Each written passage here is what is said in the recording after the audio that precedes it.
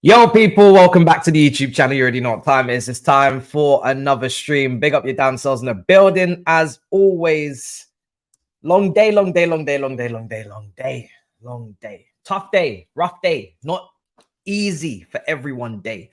Obviously, I was at DR Sports and I was just, talking, chatting, mingling, and this monstrosity is upon us. I see that there's issues. Back in Chelsea world, we can't have one day to ourselves without any problems, can we? We have to return to foolishness every day. Now, I have this ranked in my head in terms of the order of how annoying these things are. And I'm not gonna have that whole, Liverpool breaking news, 110 million stream with Caicedo. It's not that deep. But it's a shame. It's a shame. I'm not gonna lie. We'll start with Olise because that was kind of the breaking news that everybody was surprised about. Unfortunately, Reece James having a hamstring injury is not a surprise. It's just a disappointment, but it's not a shock. We know exactly why we bought Gusto, but we're going to talk about that after. But Olise is what most people are laughing at us for. Most people are, willing and ready to drag us for that one. And I hear it. Listen, the game is the game. I'm expecting the dragons. I'm expecting the festivities for the fan bases. I'm not expecting you guys to just, sit down and take your beatings. And then when we have an issue, you say nothing. It's my biggest thing with it, because you guys will know, Olise was not my top target. I feel like Kudus is obviously, got more of a goal scoring record, and Olise, we obviously are trying to put goals into the team. And my biggest problem with him really was not really the talent or anything like that. I think Poch could have developed in him into scoring more goals. We've seen that at Reading. He played in the 10 position for about 18, 19 games in the Championship in the 2021 season. So I'm not really, those were like minor things, that he's a winger. He's not played 10 in the Prem. We need a 10. We've got enough wingers. That's minor. We can move that stuff around. But the fact that he's currently injured was more my concern, and you guys already know that Kudus is obviously not injured, so my preference is just to have someone fit. And his injury is not minor; it's just a proper thing. But we move on to what's happening now. What is happening now? I can't even finish a sentence without something happening. Things are happening. You know that Barcelona journalist that was on Twitch last season twerking, dancing, all of that stuff, saying things are happening. This is really things are happening. Let's read out what's being said. I don't know. Oh, oh, oh, oh, oh, oh, Jesus. Oh my God.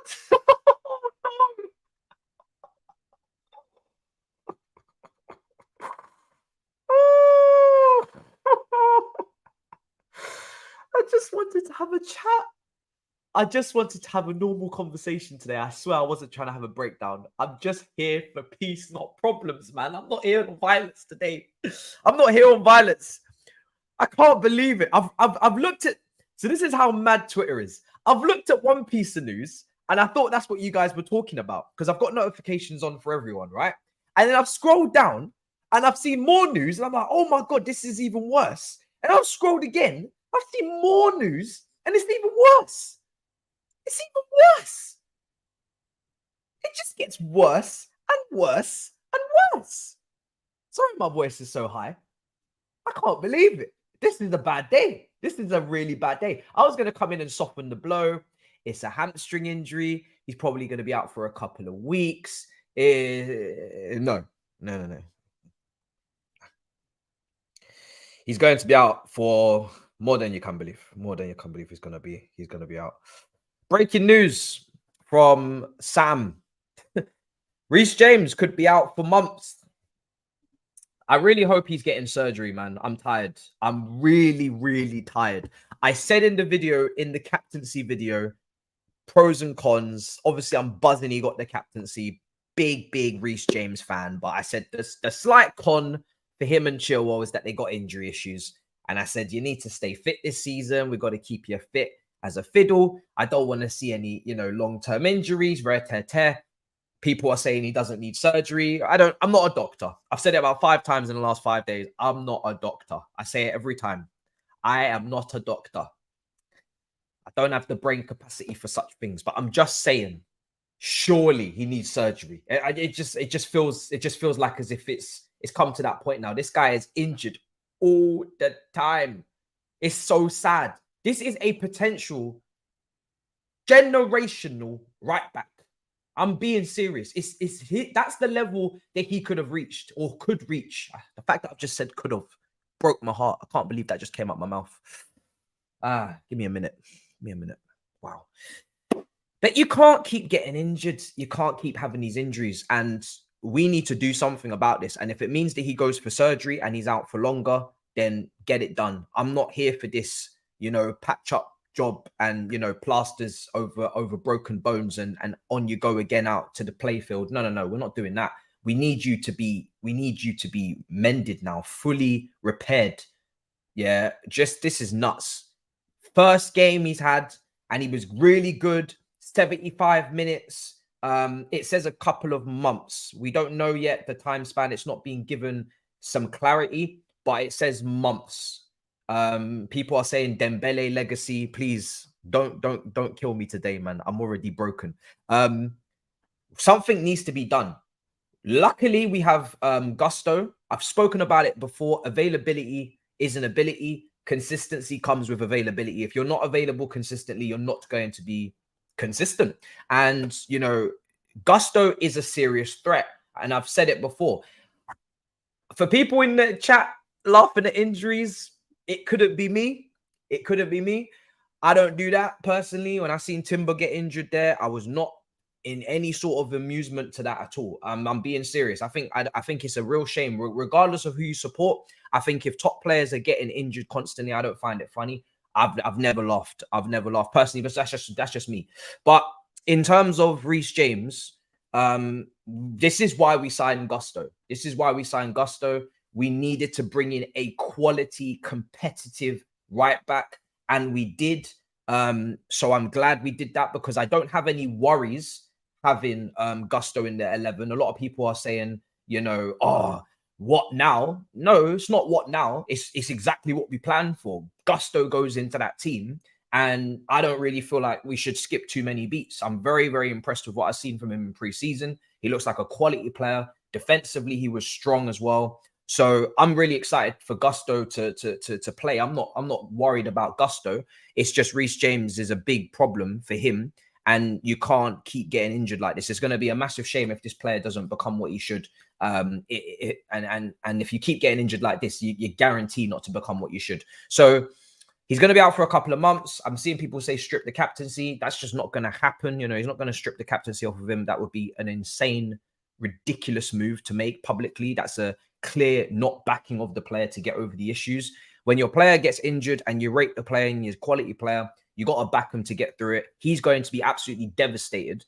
No doubt about it. Absolutely devastated. I'm really starting to feel sorry for him because, we've seen Chilwell struggle with, mental, issues, behind the scenes, the passing of his father, I believe. We've seen Reece James, he's given these big essays sometimes about his own mental struggles. And when you have to keep fighting back from these injuries, it must be so frustrating, especially when you're at the top level.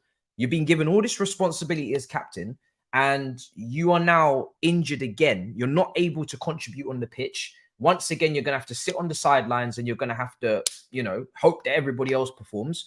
And it's a real damn shame. He's not getting injured on purpose, but it's something that can't carry on. So listen, it's a massive issue for us, man. It's mad. It's really, really bad, man. It's really, really, really bad. I'm pissed off. I can't lie for him. I'm really pissed off because I just can't imagine as an athlete what you must be thinking when you're going through all these injuries constantly. Like, I don't even know how these men have the mental strength to continue to keep coming back from it. It's actually ridiculous. My man cannot even get a consistent run of about 5-6 games before he's injured again. It's ridiculous. So what can I say? What can I say? Gusto will start for the next few months. I've not got an issue with that because he's going to be very good for us. We're not going to get significantly weaker in the team. I don't feel. Obviously, I have to say we are going to be weaker because we haven't seen Gusto in the Premier League, consistently. So we have to assume we're going to be a little bit weaker until proven otherwise. But he needs to have surgery. Unless any qualified doctor in the chat could tell me otherwise, my immediate automatic just says needs to get surgery. Needs to get surgery. So I don't know. I'm fuming, absolutely fuming. I thought it was going to be a couple of weeks, but now it's a couple of months. Maybe it's because he's going for surgery. We'll see what the update is on that. So yeah, terrible news for Reece James and for us.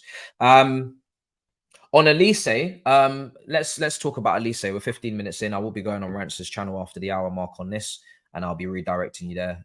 So that'll be a great show.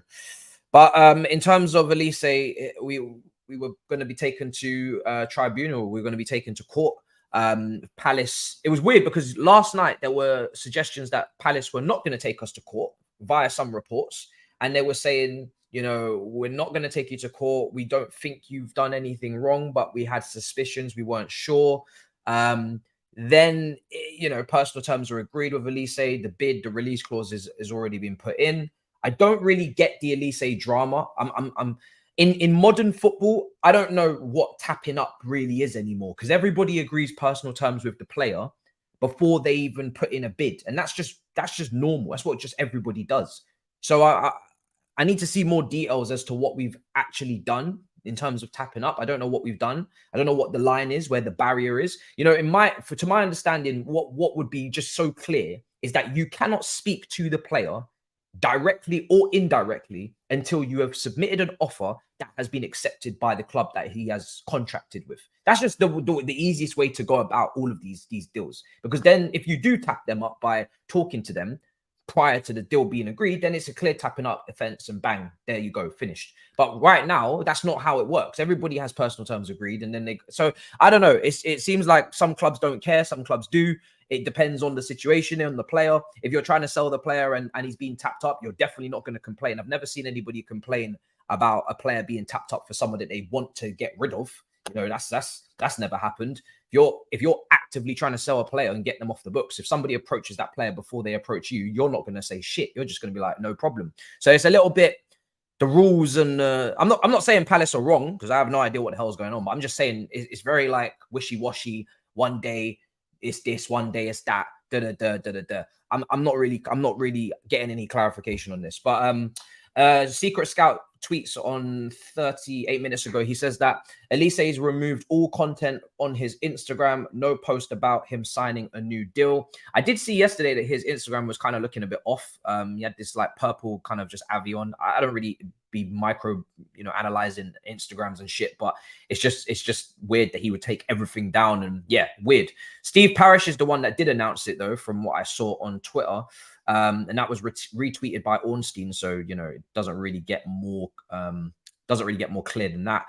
Steve Parish today said, absolutely delighted. I am absolutely delighted to announce that Olise has decided to commit his future to Crystal Palace Football Club, and this afternoon signed a new 4-year deal with the club. There is an image with Olise sitting next to Parish, and I think they're shaking hands. I think that's also on Instagram, on Parish's Instagram. So I have to, believe that is obviously true, and it's, it's done. He's not going to embarrass himself and the contract's not signed and post that. So a bit crazy. I'm not going to lie. It's a bit weird because he did agree personal terms with us. So I want to make this very clear.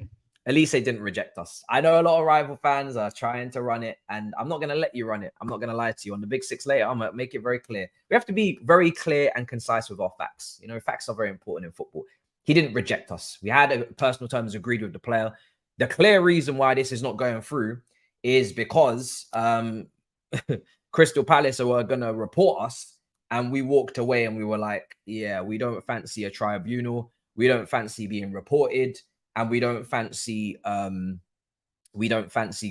to court over this. And I think if we did, I don't think the deal would have gone through anyway. If you're going to go to court or tribunal for the player, that probably wouldn't have gone past the deadline. That whole process would have gone past the deadline. I think it was similar to the Van Dijk Liverpool situation, where they were accused of tapping up as well. Southampton were going to take them to legal proceedings as well. And then I think Liverpool just backed off and said, you know what, forget it. If you're going to go down that route, and Palace are actually, and I think Palace said that they had proof, or they had like legitimate stuff that they're like, yeah, we actually will report you.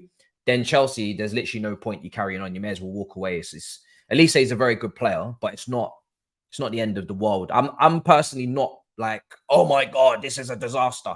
Like, there's other players that we've been looking at in his position or in the 10. I do like the targets that we've been looking at. So I'm not really gonna cry about it. It's a shame, but it is what it is. Do you know what I mean? It just means we go on and get somebody else, hopefully. So yeah, I'm honestly not that fussed. I'm not gonna lie to you. He wasn't my top target, but I will say I do like the player a lot, and I do think that, you know, I do think he would have been very good for us. But it begs the question: we need to be mindful of how we're moving, because it's not the first time that someone has said we're doing things the wrong way, right? And I don't know if it's 100%, you know, our fault, but it could be. And if it is our fault, we need to stop doing that. Because you take a look at the Agate deal, PSG were going to report us. We had to back out of that. Now the Crystal Palace situation, again, we had to back out of that. They were going to report us. So I know we're new in the game, but we've also got people that are not new in the game, and they should know exactly what they're doing from a recruitment standpoint and how we do things the correct manner. So we need to not get involved in these situations. Let's see. I don't know what kind of. Let me go through the comments. Let's go through the comments, because there's some comments that are saying no, you've been rejected. I'm not aware of a. I know it's Liverpool fans that are a little bit salty and they want their equalizer, right? But legitimately now, let's speak on serious facts. There was a clear Caicedo has decided to join Chelsea over Liverpool. You were legitimately rejected. Like, that's factual. It's not something that I'm lying about. You booked a medical. He did not go up the motorway. He stayed in London. You were rejected. Lavia, again, he decided he was not going to change his mind. You were rejected after your better bid was accepted and you didn't get the player. This is not a rejection. Until I see Olise has rejected Chelsea and chosen to stay at Crystal Palace over joining Chelsea, it's not a rejection. It's we were going to get in big trouble. We were going to get taken to court. We're walking away, and you can sign the new contract and get a release clause. And I think there is a release clause in Olise's contract. People were reporting that there's a new release clause in there. So listen, I know you guys desperately want your equalizer, but it just doesn't make sense. So, you know, the maths is not mathing. But you can go again next time. You know what I'm saying? Next time maybe you can have it. But right now, yeah, it ain't the one. But for Olise's career, listen, I think he probably would have been getting a good amount of game time with us, but he's definitely going to guarantee starts at Palace. So, but it wouldn't be the first time that a player's decided that they don't mind being in the competition over, you know, starting for a team down the table. Of course, they're looking to elevate and they'll back themselves to start. So, of course, we can't guarantee Olise the same amount of minutes as Palace. I think that goes without saying. If you're moving to a bigger club, you're not going to get a guarantee of the same minutes you got at Palace. That would be pure foolishness. Even if he was to go to Man City and he would have suited them, maybe, but he would not have got a guarantee. You know, you're competing with Bernardo Silva out there. So there's no guarantee. If you want to go to a top team, there is literally nobody's position in the top team really should be up for no debate. There's always a debate. When Trent was in bad form, there's always a debate to bench him. Reece James, you know, even if he recovers from the injury, right, and he will, but when he does, there's no reason to say that he absolutely has to start. If Gusto smashes it for the next few months and Reece James comes back, Reece James has to go onto the bench.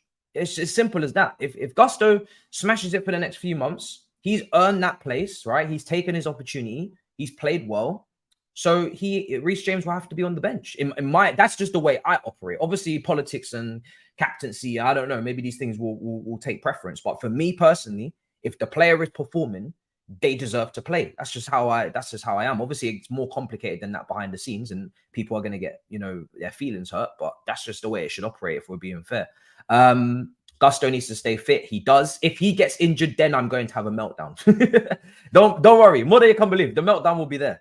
But yeah, at the moment, I'm pretty calm. Madueke must rise for sure. Listen, that's why I'm not throwing my toys out the pram. I'm looking forward to seeing Madueke on the potch. I think a lot of people are forgetting about Madueke. Suddenly now he's nothing to the team because, you know, we got new players coming in. No, Madueke literally just signed in January. Got a lot of talent. Brilliant 1v1 kind of player, takes on players very well. Just needs to clean up his end product and his finishing and his decision making. But that is exactly what Poch is here for. Poch is here training week in, week out. You know, we got a whole week to train. The coaching has to take place, and that's where you're going to see incremental improvements. If we're not getting that, then why do we have Poch? You know what I mean? Why do we have Poch if we're not expecting player development? That's literally the whole point of buying young players and knowing that they can't do some things, but knowing that they can do enough things to make it worthwhile having them. And then actually they improve because we got a good coach, which I feel like a lot of people maybe are not grasping because we're not used to operating in that manner. But that's what we're doing currently. So, you know, we just have to get with that program. Okay, let's see. There's another tweet. There's another tweet from Fabrice, I think, not Fabrizio. There's a lot going on right now. We're going after Bradley Barcola at Lyon. Chelsea have accelerated that move. And he's also, I mean, listen, it's funny because Cherky is the one that everybody was talking about. And now it's this guy that we're going for. Now, a lot of people in the chat are saying he's a baller. I haven't done any research on him. A lot of people are very excited. Some people are like, is he good? I'm not fully clued up. I've not seen a lot of him, so I'm not sure. But we were also linked with Brendan Johnson at Nottingham Forest as well. Nizar Kinsella reported about 37 minutes ago. He said Chelsea have held club-to-club talks with Forest for Brendan Johnson. Talks were last week before Olise's move collapsed, but he is on the list of attacking targets, competition, Brentford and possibly Tottenham. I'm not going to lie to you. That kind of feels like a move that we're doing just in case we don't do another move that we are pursuing as well. Like, it feels very Tyler Adams to me. It feels very much like we'll get you if we can't get someone else. And we're going to have this on the back burner just sizzling away because it's coming up to deadline day and you don't want to go after one target and then suddenly you can't get that target and then you have to start from scratch moving on another target. The best thing to do is, you know, multitask, you know, look at multiple deals, discuss multiple deals in silence, hopefully as well.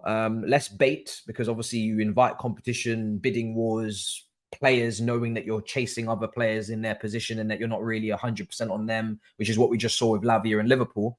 And that's why he didn't join them effectively as well. Do it in silence if you can, which we can't because we always do everything publicly. But chase multiple players for a position and see which one makes the most sense, etc. So in terms of this, yeah, I mean, we're obviously already moving to alternatives, which doesn't surprise me. Kudus is lining up potentially a move to West Ham. If he asked for a release clause in the Brighton contract and that fell through, I'm assuming he's going to ask for a release clause in the West Ham contract. We'll see if they give him that or not. But yeah. But yeah. For the Chelsea fans that were mocking Timber's injury, I guess, listen, what goes around comes around. Me personally, I was listening to Turkish and Cecil on AFTV there. I think it was yesterday. My days are all scrambled. And as soon as I heard, I just said, you know, I wish Timber the best of luck in his recovery. It's never nice to see any player out with a long-term injury. Listen, if you've got a little wrist injury or, you know, a little calf strain, okay, cool, and you missed the game that we're playing against you, it's nothing massive that's going to affect your career. Okay, cool. Maybe we can say 100% that's an advantage, you know, unlucky son. But when it's a long-term career-threatening injury that could change the course of someone's career, for me personally, you know, I'm not really trying to hear anything other than, you know, massive, you know, best wishes on the recovery. That's just me. Because at the end of the day, these are still people, and that's a painful injury, and that's peak, man. That's really peak. So yeah, but if that's why some people celebrate Reece James' injury, because some Chelsea fans were celebrating this injury or that injury, the best thing I can say to those people is try to hold yourself to your own standards, not other people's. Don't celebrate injuries just because somebody else celebrated injuries and now it's tick for tack, revenge. You know, for me personally, you just have to have some sort of compass, right? And with some things, and you say, this is how I'm going to behave for this. And I don't really care what other people are doing. This is what I'm on. And for me, injuries in football is probably one of those things where you should try and figure out what your consistent stance is going to be on. Let me see if I can find this tweet. So you guys are saying Fabrice. Let's see. So this is the report. Okay, Chelsea have accelerated on Bradley Barcola in recent hours. He is well placed in the Blues shortlist after failure of Olise. PSG won't let go, and Lyon half opened the door but refused an offer of 35 million euros. The player has not given a final agreement. Interesting. Very, very interesting. From one French talent to another. We are very much obsessed, and rightly so, because the French market is a good market. But we are very much onto the French market right now. We are trying to build Les Blues. And obviously, PYS has tweeted the same thing. There's no point reading it out twice.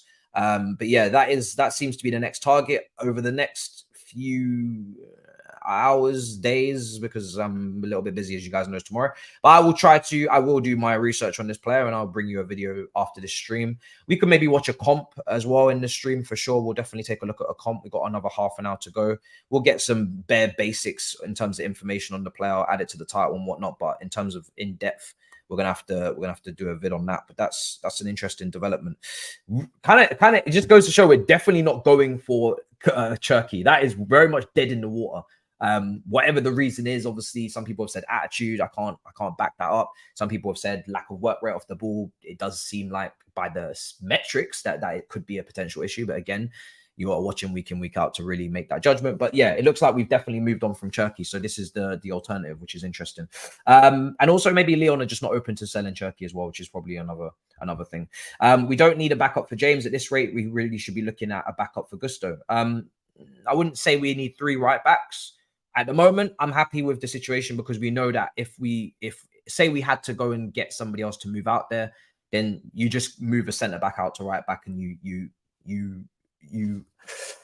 put the team in a way where, okay, it's not completely balanced in terms of you're not attacking so aggressively down the right. If you're going to move Decisive out on the right back position, or Trevor Challow probably will leave, but it's just an example, then you obviously you shift to the left now, and you're moving down the left hand side in terms of an attacking force. You're tucking in your right back, and you're making that a back three, and you're adapting. We can't sign players to just always have the same formation and the same. If you get injuries as a manager, your part of your job is to adapt.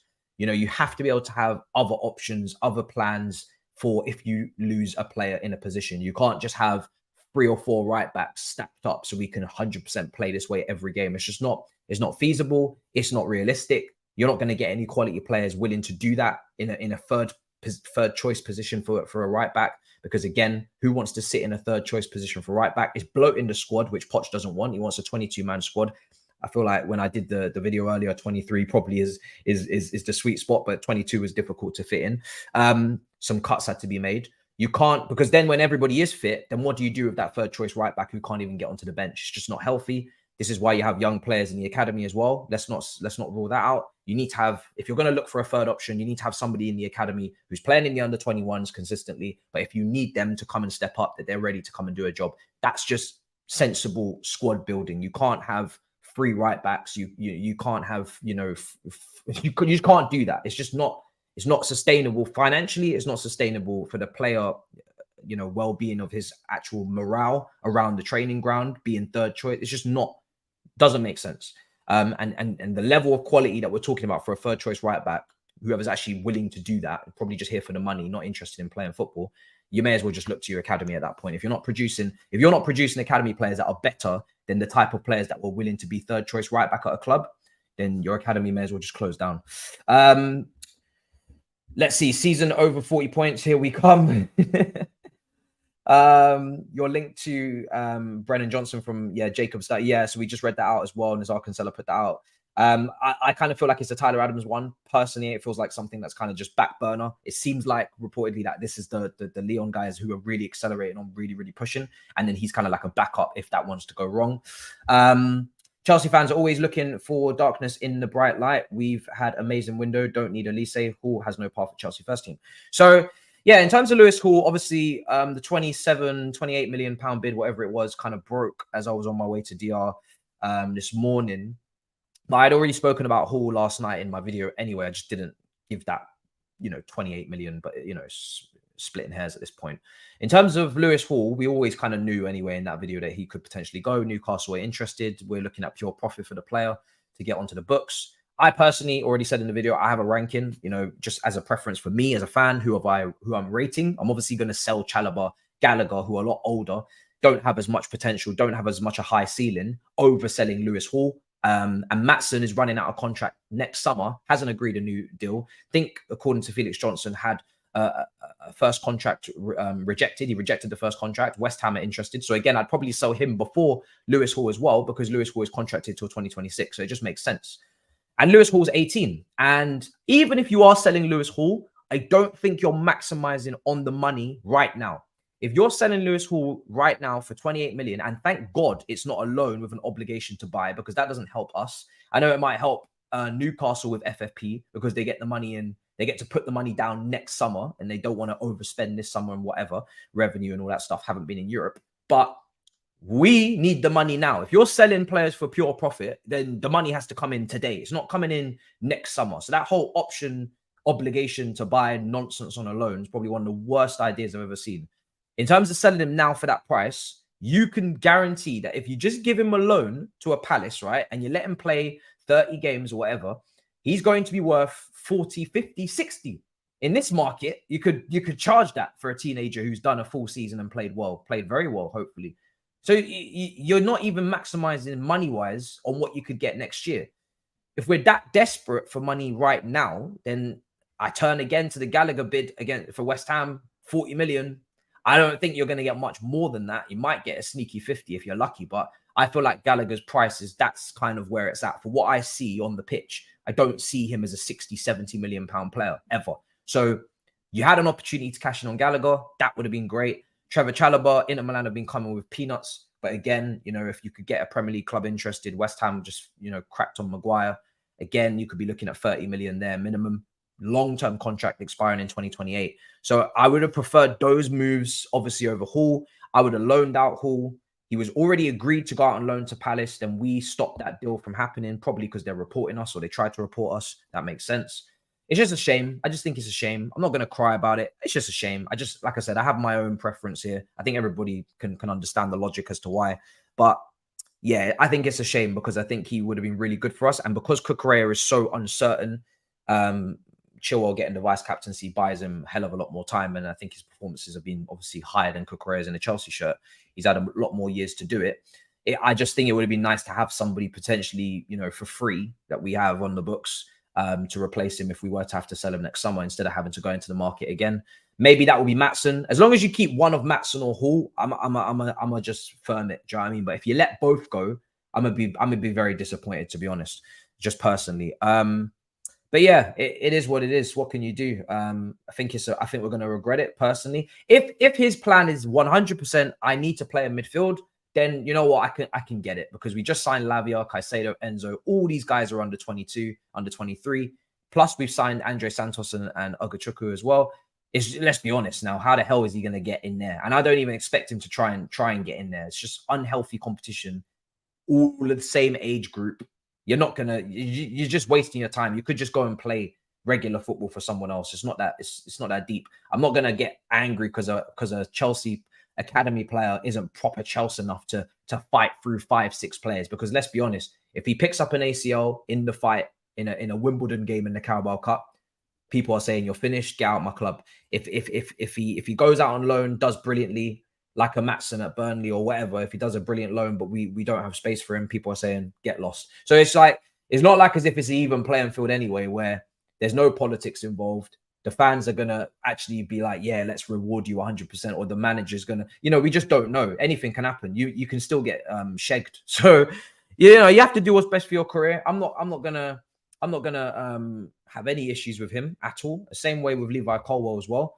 If you got talented youngsters, then good clubs are going to come in for them. And if you don't have a realistic, I'm not saying they need to be starters, but if you don't have a realistic opportunity to give them, which means they're not even second choice left back, they're third or fourth, they're like fourth or fifth or sixth choice midfielder, what do you want him to do? Of course he's going to go. Like, what do you want this guy to do? Just sit around and waste time? And he actually already agreed to a long-term contract.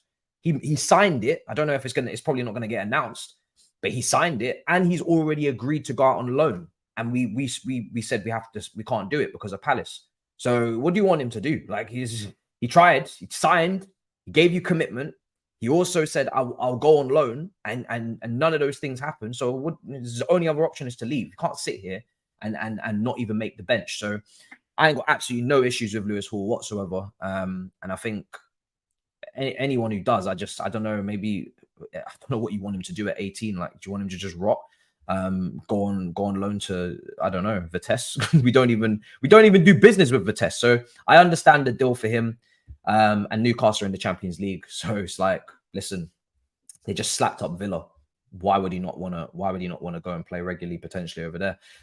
Chelsea. So yeah, let's move on from that. That's my thoughts on Lewis Hall. It's more about the price. The new clause is 75 million. Yeah, it might be. It might be about that as well. Palace, listen, Palace know that they're going to get robbed on that old release clause. So I'm not expecting them to be happy. So they might just be saying, you know, oh, you did this, because they might be pissed. Let's be honest, they might be pissed. And Chelsea obviously don't want to go to court over it. So they're like, no, I'm not going to take that risk. It could be a little bit of games going on for sure. Because Palace know that 35 million release clause is an absolute daylight robbery. And we all know that if we were getting him at that price, he's as soon as he comes to Chelsea, he's worth 50 million already. Without even kicking a ball, he's not worth 35 million. He's worth 50 minimum. And that's being nice. You know, at his age, with his stats last season for chance created and for assists, you know what the market's like. It's blown out of proportion. There's players that have done a lot less that went for a lot more. They know that they were going to get robbed. So it makes sense that they put the release clause at something actually, you know, worth their while. You need permission from selling club to talk to their players so they can prepare a replacement even without a bid. That's just to my understanding as well. But we've just seen so many times that the club and the player have agreed personal terms. We see that all the time. In fact, it's actually encouraged so you don't waste your time putting in a bid. Similar to the Liverpool situation, they didn't have personal terms agreed with Caicedo. They put in a bid, which is, I guess, the right way to do it, right? Because you're following the procedure. But then they got absolutely destroyed because the player didn't move and they look stupid. So that's why people try to do personal terms first so they don't look dumb. But if it's tapping up, if you do personal terms first and it's called tapping up, then what are we doing here? Everybody's tapping up everybody. So I don't know. It's strange, man. Like I said, it's not really consistent across the board. But I'm not really, it is what it is. I'm not bothered. PSG wanted him to ahead of Turkey. He will stay. Okay, interesting. Let's see how that materializes. 5 goals, 8 assists in 26 games, and can play center forward. Okay, cool. These are just the bare basic stats. Obviously, we haven't even dug into this one deeper. What the F did I wake up to? James Olise. Yeah, I mean, if you're just waking up as a Chelsea fan now, you're seeing a whole heap of foolishness. But yeah, I mean, what can you say? What can you say? There's nothing we can do. It's happened now. So peak. All right, another PYS tweet. I'm not ignoring you. I was actually looking at the super chats. When I'm looking at the super chats, they're like, yo, you're ignoring us. When I'm not looking at the super chats, they're like, yo, you're ignoring us. What do you want me to do? I was looking at the super chats, sorry. So I'm gonna go to POS's account now. I was just going through the super chat. So Leon have put the forward figure. Damn, that was 7 minutes ago. I must have been talking a while. Man, them are like, yo, stop waffling and read out the news. Leon have put forward the figure of 50 million euros, 42 million pounds to sell Barcola. Man City inquired, but seemingly walked away. PSG are still there. Well, they're going for Doku, aren't they, in the Paqueta? So interesting. All right, let's just do, you know, bare basics. You know, just you know, this is just pure bread and butter stuff. Let's just see what we're looking at here with this guy. I've not seen much of him at all. I'm trying to, obviously, when you're watching a club, when you're watching a team, I don't really focus on one player. I'm just watching the game. So when I've watched Leon in Europe, I've not actually like zoned in and just focused on him. So I'm even trying to jog my memory as to what I've seen from him. But goddamn, does it look like he puts a shift in? If you're taking a look at his F brief stats, it looks like as if he puts a real shift in his tackles, interceptions, blocks. Bruv, this looks like a defender. Are we sure we're like, bruv, did I type in the right guy? Are we sure? Is this guy an attacker or a defender? It says that he's on 7,500 weekly wages in terms of euros. His contract expires in 2026. He's obviously only 20 years old, so I'm guessing maybe part of the French under 21 squad, you'd hope. Bruv, he's hard working, it seems. This guy go and put a shift in. I don't know what's going on, but yeah, he's looking like a defender real quick. He's 20. Winger. He's a winger. Okay, so is he a right winger? Let's just, again, I'm just looking at bare basics here because I'm just trying to see what we're dealing with. Preferred foot, all these type of stuff. He's a right winger. Okay, let's get his. I mean, from his percentiles, he looks like he's incredibly hardworking. Gonna help us in our press for sure. I'm expecting the work rate to be on top of the world with what I'm seeing here. Successful take-ons looks pretty good. You know, progressive passes received, all these things I expect for an attacker if you're running in behind, all that kind of stuff.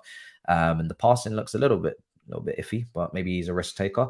Lots of assists. What's his statistics? Let's take a look. It's not really too much I can really take from any of that, to be honest. It depends on so many things, how Lyon play, how they use him in the system, what they expect him to be in the team and all this stuff. It's not really a fair judgment of his actual quality. He might just be asked to be doing a role. Let's see what else there is to see on this guy. So you guys gave me the bare bones of the statistics. He is only 20. All these damn pop-ups all the time. Let's see. Right-footed. Yeah, it's got 3 years left on his contract. Looks like he plays on the right.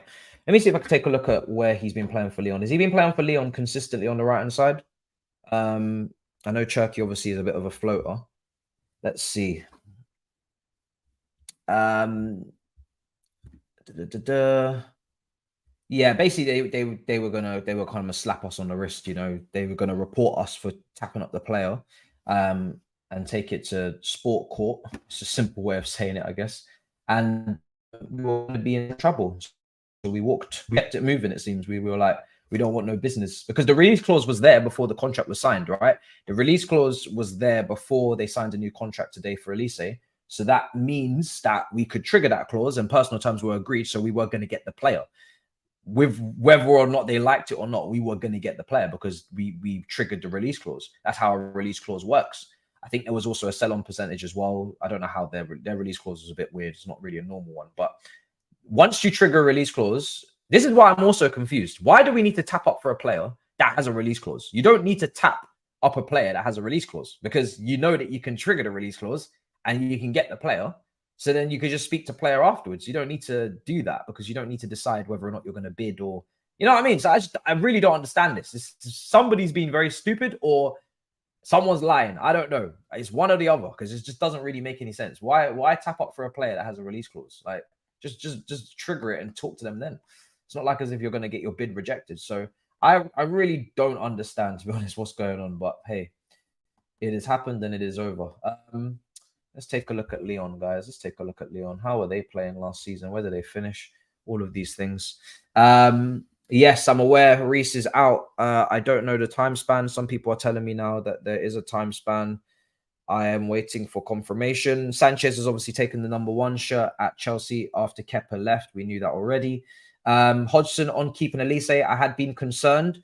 It's always concerning when a club of Chelsea stature take interest in a player and people will suggest that a move to them might be the best bet. I had always hoped that wouldn't be the case and that he would stay. That's the latest on that. So it is done. That is done. So that's that saga over. Medical and announcement soon for Lavia, maybe even today. So expect that. It seems like he's done his media stuff, pictures, interviews, all that kind of stuff. Seems like it's actually been done or it was being done this morning. So you can expect some sort of announcement, I'm sure, maybe even later on today. Okay. Just going through all of this Reece James stuff as well on Twitter. People are freaking out, losing their minds. Crystal Palace tweet. Fuad Kadani to the bridge. Crystal Palace, have they tweeted?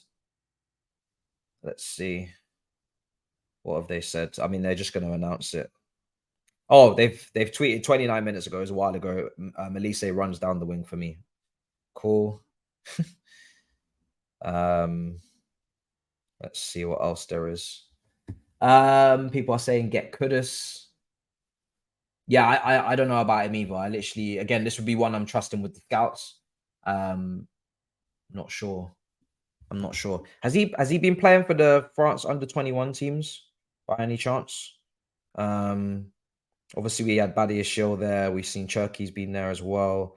Their last game against Ukraine, he did start on the right wing. Cherky was on the left wing. Enzo Lafi was in there as well. Thuram was in there, Liverpool target, former Liverpool target. So he was in that team against Ukraine. Against Switzerland, he was in the team again and he scored. Cherky was also in that team with him. That was the previous game. Norway, again, he was not in that team. That was with Olise, but also no Cherky in that team either. Maybe they rested, I'm not sure. Italian under-21s, when they played them, he was in the team again. So he seems like a consistent, and to be consistently in the French under-21s team is good. I mean, they have a really, I think everybody knows they have a great kind of talent system over there right now. The amount of talent coming through France is ridiculous. So there's always a conveyor belt of talent coming through. So it's very difficult to actually get regular minutes in that team. So it's a good, it's probably one of the best teams. So that's good. That's promising. Let's see what else is being said. Palace seen the release clause and was like, fuck that. And then say, oh, at least they wanted to sign a new deal, add a higher release clause. Okay. Listen, I'm cool, man. Listen, everybody's got to protect their own interests, man. It is what it is. There's other players out there. I wasn't on Olise like I was on the Caicedo deal, that's for sure. I'm more than happy to go, for us to go and see the other targets and see what we're doing. So it is what it is. All right, I just want to see Leon last year, what they were on, because I really want to know about this target a little bit more, because it's very fresh, it's very random as well. I'm gonna play a comp. The only issue is I know there's gonna be stupid ads running because I forgot to pay for the premium. I keep saying I'm gonna do it and then I actually don't. It's foolishness. Leon last season finished 7th. Mad. A little bit of an underperformance. Let's get some comps up for the last couple of minutes. Let's see if I can find this now. Let's just see what we're working with, really. Let's see. Okay, let's get that up. I mean, what can a comp tell you? Only the best. Only what you want to know. Really, they're hardly going to show any weaknesses in this comp, but hey, what can you do? What can you do? All right, so I'm going to put this on. Oh, sorry, wrong one. I'm going to put this on screen now, so just bear with me. It's Brazil Scout Premium. I think that's quite a good guy to go to for this kind of stuff. I've heard his name before. So that's what we're going to do. There we go. All right, let's see. Let's get that up. So we're going to run this. Let's see what we're working with. Oh, great. There's some sort of best attributes, weaknesses, offside awareness is weakness, they're saying. Lots of strengths. Obviously, taking that with a pinch of salt.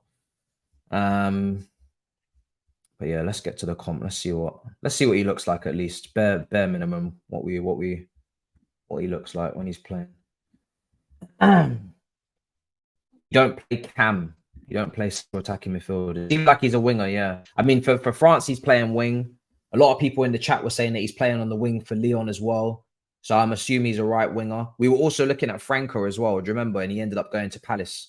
And he was a winger as well. So we do seem to really want to get a winger, which is kind of interesting considering. But then again, if we're going for a winger, then that just means to me we're definitely playing in the 4-3-3.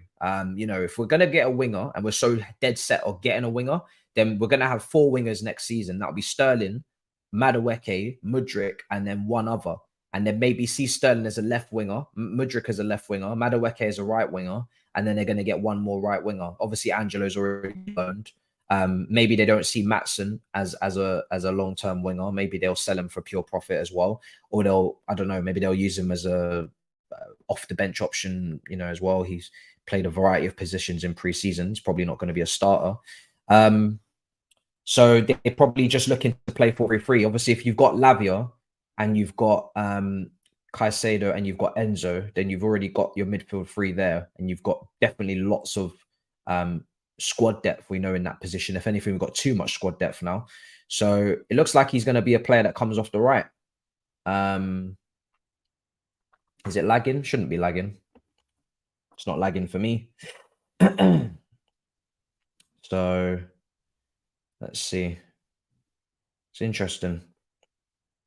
At the end of the day, you know, again, I trust the recruitment team. You know, they've not really let me down, to be honest, too much since they come in with the talents. I've been pretty happy with what I've seen. It's early days. Can't really judge the recruitment team until a couple of years' time, because we obviously need these players to perform. They look good, but we need them to perform. We need them to hit objectives. We need them to bring us silverware, to play Champions League level, and perform as well. So you can't really judge the recruitment team until a couple of years down the line minimum, because obviously these are all young talents as well. And then we obviously reflect, very much like we had the Ziyech, Havertz, Werner window, and we gave it, you know, a couple of years, and then we reflected on it. It was like, shit, that didn't work. But then, you know, part of things working out is actually having stability as well. And when you change managers and you change systems, you're effectively saying all the work that you've done, especially if you change approaches. The bare minimum I expect from this board now is to stick with a manager. Stick with managers that have similar philosophies, identities, strategies. If you're going from, you know, like we were under Roman, which is hopping from, you know, counter-attacking to, you know, attacking to all these different, just so many different types of managers. Sarri ball to Conte to Lampard, doesn't even have a system really in comparison to those managers. You're just hopping from one to the next, and you know, you're not going to expect, you know, any sort of clear consistency from any group of players if you're completely swapping the approach all the time. So bare minimum, obviously, just keep Poch. As long as obviously he's doing his job well, you know, you keep him, and then you'll actually be able to see a clear judgment of not only him developing players, but also whether these players are as good as we say they are, because you're not changing the environment for them year in, year out. They're all signing under the same premise, which is that Poch is going to develop them. Poch is going to be the manager. This is the way we're going to play, and now you need to step up and develop and show that you can play to the level. If we sack Poch now and go and get Diego Simeone, I'm not going to be blaming any of these talents, because they didn't sign up for that. So yeah, multiple factors that will depend on whether these lot actually do their thing. But he looks good. But you know, it's a comp, so of course he's going to look good. But he does look talented. He does look talented. He makes some really good runs off the ball, which is good. Good close control. He's not got a heavy touch. That's clear. He's not got a heavy touch. Looks like he can beat a man easily as well, and that was kind of shown as well in his statistics that we went through earlier. Was that his percentiles looked like as if he could beat a man. Looks very gifted. People are saying he's a fast Grealish. Interesting. Cherky's better, they're saying. Yeah, I mean, listen, Cherky's obviously both-footed, and you know, he's a really incredible playmaker, you know, because not only is all angles options open to him, because he can, you know, he can go for a right-footed pass, check back on his left, and spray it with his left instead. And that's a very unique Santi Cazorla-esque, you know, thing that you've got in your arsenal. Pardon the pun. You have no limits. If you can play with both feet, you just open up the whole pitch for yourself, because you don't have to care about, you know, putting it on your favored foot and knowing that your weaker foot can't do things that your favored foot can. You can just open up the game and do whatever you want, and anything that is happening around you, you can adapt to it and play that pass.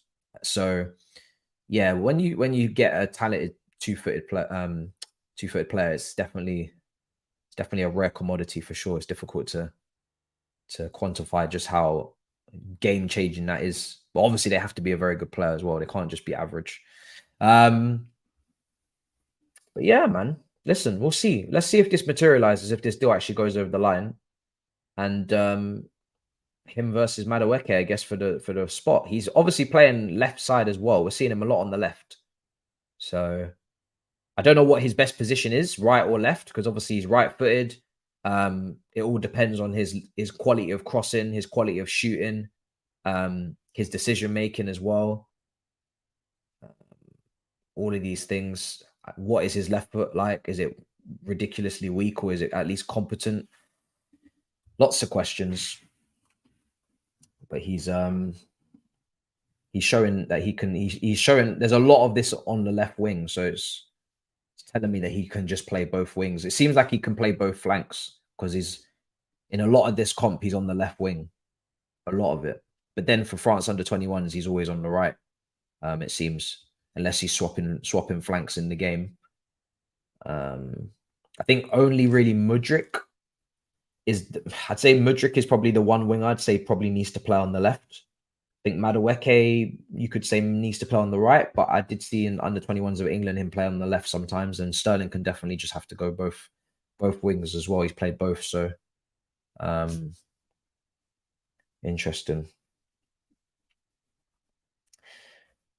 I'm not gonna have time to do a comparison on Johnson, and I'm not ready to take Johnson as a serious target just yet. I know it's a target because it's been reported, fair enough, but it does feel like a kind of backup target, kind of. And it's tough because comparing Lyon to Nottingham Forest is a very unfair comparison for two players. You know, I prefer to compare players that are at least playing for a similar quality team. If you're playing for Nottingham Forest, you're playing for Lyon. It's kind of two completely polar opposites. Now, even Lyon, even though they underperformed, but you know, even still, the two teams aren't really comparable. But we'll take a look. We'll take a look. That will be for the video. I'm not going to do that here. But yeah, I'm gonna wrap up. But we're gonna take a look on the video. If that interest gets, you know, concrete, double down from more journalists, and it's actually something serious, then yeah. But we shall see. We should wait for Angelo next year. I definitely want there to be, you know, an opportunity for Angelo. Obviously, now he's got to go to Strasbourg and perform. He's gone now. He's on loan. He played 9 minutes against Lyon, come off the bench. So let's see if he can get some regular starts, and he has to perform. You know, it's too late to be talking about this season for him at Chelsea. He's gone to Strasbourg now, so the objective is obvious. You got to go over there and you got to smash it. So once he does that, then we'll see what our plan is when he comes back. But yeah, if we're gonna need another attacker. You know, we're gonna need somebody, preferably somebody that can score goals as well. But we'll have to see, because it looks a bit potential light up there right now. Okay, right, guys, I will see you guys in a bit. Big up. Make sure you smash up the likes and subscribe. We're almost at 60. I don't know if we've hit it. I'll be pleasantly buzzing if we die. Let me see. Do we do nah, not yet. But yeah, listen, you could make it happen. You know, we're only 40 away. So I'm gonna go. I'm gonna let you crack on. Do as you please. You don't have to. You know, you can just leave me here. But yeah, it would be much appreciated if you do though.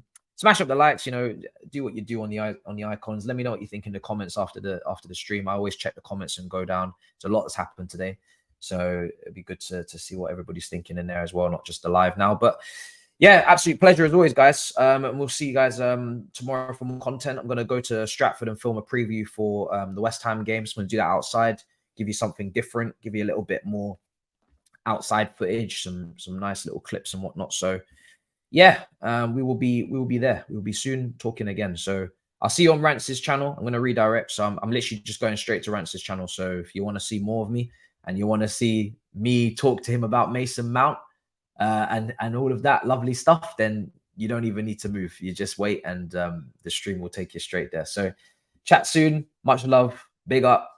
In a bit, people. Peace.